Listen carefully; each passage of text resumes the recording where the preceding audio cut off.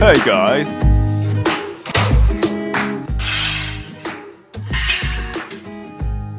Hi. I'm going to try and tell you guys about my birth stories. I say try because he is obviously awake and we will see how long we last. Anyway, let's get straight into it. I've had 4 babies. 4 babies. I've got Marley, who is now 6, Indy, who is now 4, Billy, who is 2, Bodhi is 1. That is a lot of babies. A lot of babies. Anyway, I'm 38, and my husband just turned 44. So we sort of started when I was 31, so whatever that makes him. Knew we wanted a big family. I don't think I ever anticipated having 4. I think 3 was like on my cards, but obviously we, had 4. There were 3 girls, and we never intended to go for a boy as such, but we've had the space and we were kind of killing it as parents, we thought anyway. Thought, why not go another one? Anyway, so Marley, our first, I fell pregnant with her pretty quickly, about 9 months. Within that period, I discovered I had a thyroid issue. I had hypothyroidism. So once that was sort of medicated, I was able to fall pregnant, basically. And I did. And I did. And I did. And I did. So with my medication, you have to take it in the morning on an empty stomach. No questions. Just do it. That's how you have to take your thyroxine. Otherwise, it does not work. So, pregnant with Marley, no complications. I did have gestational diabetes, and I did have it with 2 other pregnancies as well. I had it with Marley and I had it with Billy. We're both diet controlled, and then I got it with Bodhi as well, and his was insulin dependent. So Marley, it was just diet, and I managed quite well. That was the only real complication with Marley's pregnancy. Because it was my first, I didn't really know what to expect, obviously, and I went to see my obstetrician. It was the day before she was due. Said, look, I'm going to book an induction. And it's funny because every single time I booked an induction, I literally go on the next day. And he did a stretch and sweep.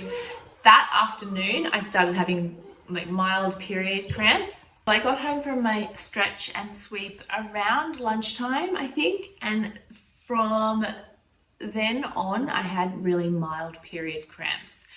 And they sort of just started getting a little bit worse throughout the afternoon. And I had no idea that that was mild labor.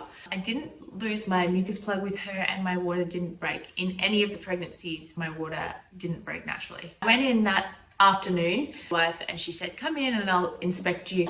So we went in, and I was maybe 1 centimeter dilated, and it was very mild cramps. They were sort of irregular in regards to the time in between. So she said, just go home, have a bath, relax, try and have a sleep, and just let us know. We'll talk to you in the morning type thing. And I think we got a Porto on the way home and had some dinner. I had a bath. I did actually end up falling asleep, and then the pains woke me up. I think it was about 11:30 at night. So we didn't get much sleep. So I called again and she said, come in, he'll see you in the morning if you don't have the baby overnight type thing. We went in, and again, just mild contractions. They were pretty painful. They were enough for me to be on the gas. And it was sort of, they were getting closer together and more painful throughout the night. We sort of went in and out of sleeping. My husband was there on the couch. It was the morning, basically. Nothing happened overnight. Nothing kind of progressed. My obstetrician came in. He broke my water. And again, nothing really progressed. It was like I was still contracting, and it was more than mild, but it was not active labor at all. And I don't think I was dilated more than 6 centimeters. For her, I wanted an epidural because I just thought that that's what I wanted. So for Marley, epidural was in my birth plan. The pain was pretty wild, so I asked for an epidural. So I got an epidural, and basically from the epidural, things sort of started to fizzle.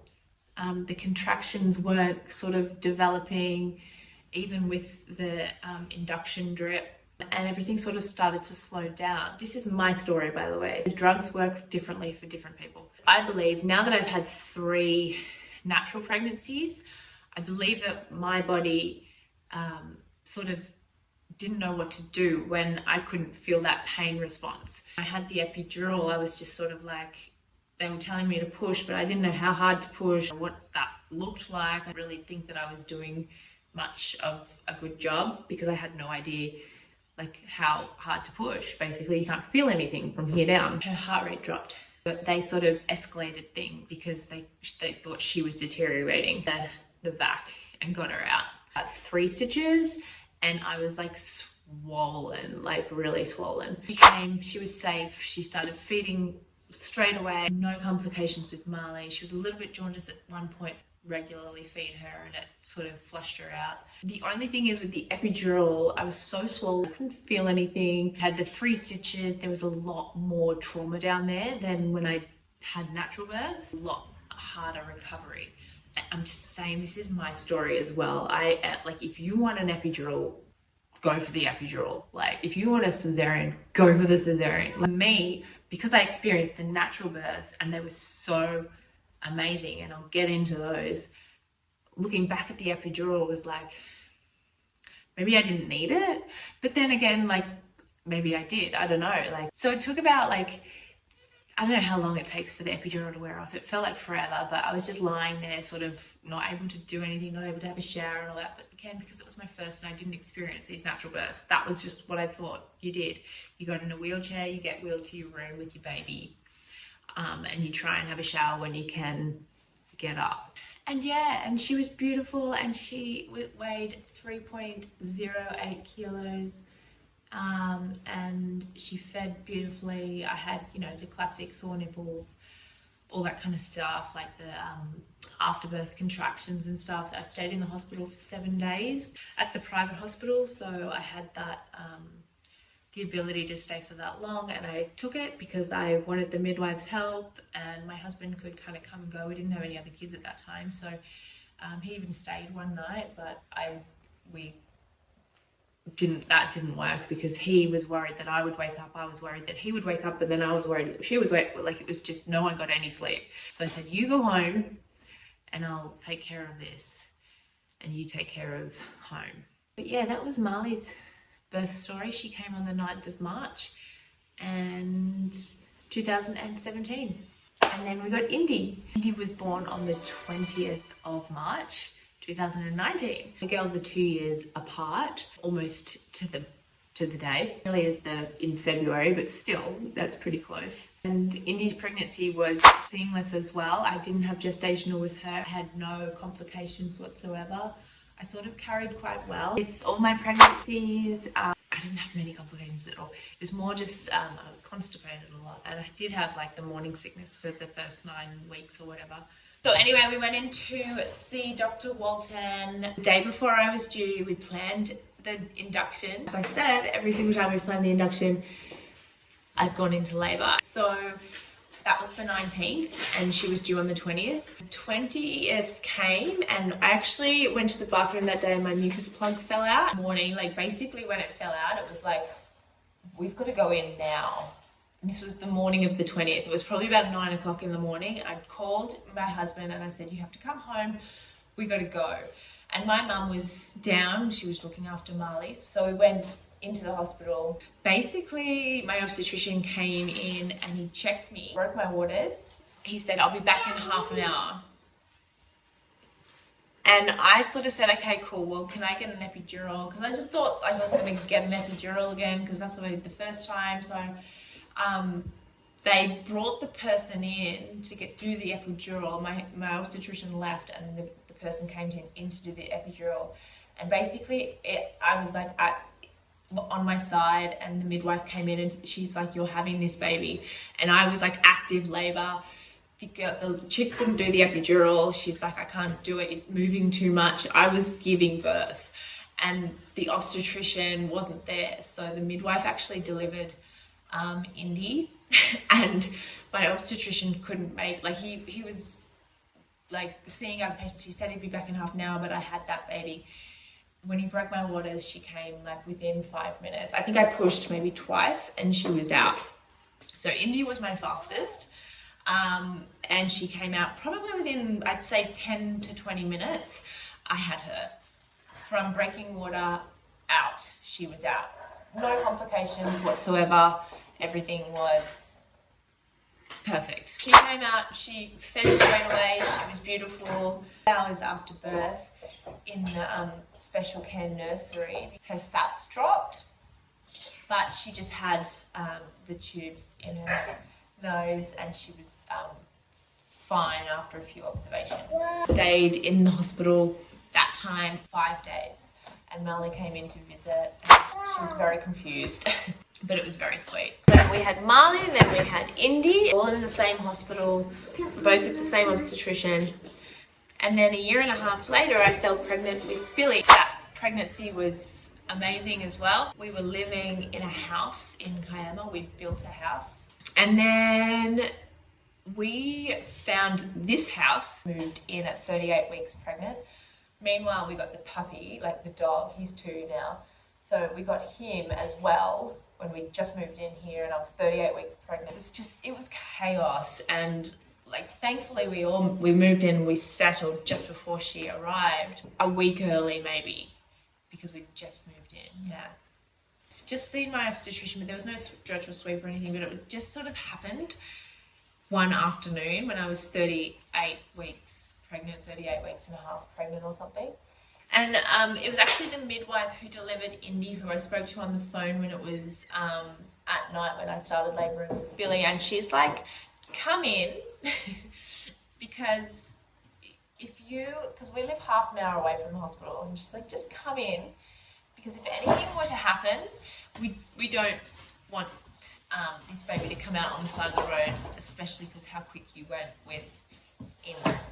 That's right. I'd seen my obstetrician that day and we planned the induction because I had gestational again. We planned the induction, and then that night, sure enough, he said, because you've planned the induction, because you've had that chat with your doctor, you've got gestational, come in, and he's probably going to break your waters anyway. So just come and do it. I think it was like 1 o'clock in the morning. So this time it's been like in the middle of the night. I'd woken up and sort of started timing my contractions, and that's when I called the midwife and she said, get in because I don't want you delivering this baby on the side of the road.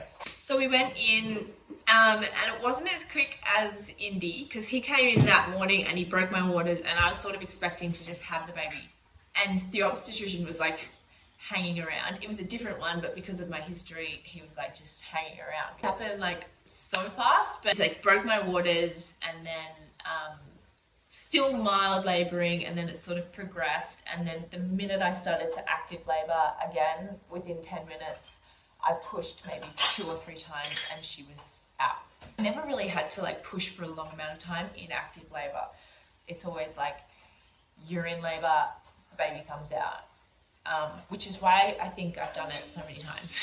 It doesn't really do that much for the pain. I think it's more like just to sort of numb the whole experience, for me anyway. Billy came out, there were no complications with Billy whatsoever. She fed straight away as well. And Indy was a little bit bruised as well, like their faces were a little bit swollen and bruised just because they came out so quickly. And Bodhi. So Billy was 8 months when we found out we were pregnant with Bodhi. There was never a we're done moment. It was like we could go for more. No one's getting any younger, so we didn't try, but we weren't stopping anything from happening. So Bodhi's pregnancy was fine. I did have gestational with him as well, and I was on insulin with him because each time you get gestational, it gets like more more sort of complicated, I guess. That was fine. I was happy to inject. I'm fine with needles. Oh, he was 36 weeks. Wow. But again, I'd just gone in and we'd booked the induction because I was gestational on insulin. Generally speaking, they try and do an induction around 38 weeks Wow. The 3, I really wanted to book the induction early, so I had a date.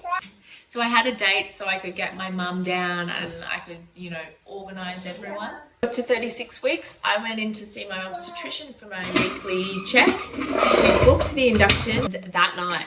After booking the induction, I went into labour again. I went in there, I think I was 6 or 7 centimetres dilated at that point, and I was really only cramping. I was surprised at how dilated I was, but I mean, given it was my 4th baby, like it sort of makes sense. I was just in this mild labour all through the night, and she was so busy. I felt so bad for this one actually, because I feel like I could have been doing that at home. But anyway, it got to the morning, and I remember going into the bathroom, and I went to the toilet, and as I was just like sitting there, I just felt something like happen. It wasn't my water breaking, but like it was almost like it engaged and stretched. And literally from that point, I think it was about 8 o'clock in the morning. It was 7 o'clock because my obstetrician hadn't arrived yet. And I think he started at 7. Anyway, I went to the toilet, and I felt like I had engaged. From that point, I was like, active labour, here we go. I got on the table like it was on like Donkey Kong, and then it stopped. I was like, what is going on? It was like full on action mode, almost ready to push, and then it sort of just stopped. And I was like, wow. And he's like, hang the drip up, let's get this going. Hung the drip up immediately. Like I think within 20 minutes he was born. The drip went up, and then the body went, okay, we're clicking back. And because I was already like ready to go, engaged, and my waters he broke my waters as well at that point. I think I pushed probably 2 times. And each of those times that I had natural births, I only had 1 stitch. With my epidural, I think I had about 2 or 3 stitches. The recovery with Marley, hard, intense, and painful. The natural births was up within 20 minutes. I had a shower. And then I moved into my room within about like 20 minutes of giving birth with the natural births. I walked to my room, I didn't have to be wheelchaired or anything like that. I enjoyed it a lot more. But Bodhi came out and he didn't actually latch at all. He wasn't latching, he wasn't feeding, he was just sleeping. He had the blood sugar check, and his blood sugars was really low. He was on insulin. That was one of the risks that was going to happen when he came out, and because he didn't feed, he couldn't bring his blood sugar back up. He was never able to latch. He didn't have tongue tie or anything like that. Because he had the low blood sugar, went into the special care nursery, gave him a bit of formula to bring up his blood sugar. He initially had that bottle, so he was like, well, this is so easy. Why am I going to try hard here? You know, like it's just so much easier this way. So while I was in hospital with him, I think I had 5 days there. I made the decision to just act like Express. I had 3 kids at home, and I was just like, you know what? I need to make the call now, and I need to do whatever is going to be the best for me when I get home. The decision was that I exclusively expressed. If you follow my TikTok, back when I had him, I always had those breast pumps on, the portable ones. They were amazing. They were so good. If you are pregnant or about to give birth, get yourself at least one of the portable breast pumps. They were like, I can't believe I only had them for Bodhi. They were insane. I just had them constantly going because I was exclusively breastfeeding. 6 months, mind you. I breastfed all of the girls for 6 months. So I wanted him to have the same as they did.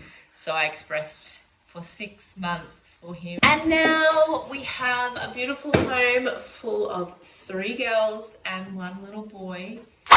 He is so active now. I had all of my children at Wollongong Private Hospital. My first obstetrician was Dr. Walton. My second obstetrician was Dr. Winder. And he was amazing too. All 4 experiences were absolutely seamless, and I'm so grateful for that. I never had any sort of traumatic experience or anything like that, and I feel extremely blessed for that. Never actually experienced postpartum depression or anything like that. I do get asked that a lot. I feel like I had a small amount of postpartum anxiety. It came to like bringing the baby home, leaving with all of them. like leaving the house. I never talk about postpartum depression or anxiety because I never had it. It wasn't in my story. I'm not going to speak about something that I don't have experience with or any sort of knowledge on. I can't even begin to imagine that. So if you are going through that, I really hope and pray that you have support around you and you get through it and you get to the other side and you can feel that happiness again. So that is my 4 birth stories with my beautiful little babies. I hope that you enjoy. If you are pregnant, oh, I miss being pregnant so much. I hope you enjoyed it. So if you enjoyed this video, like, subscribe to my channel, do all the things, and I'll see you in my next video. Bye guys!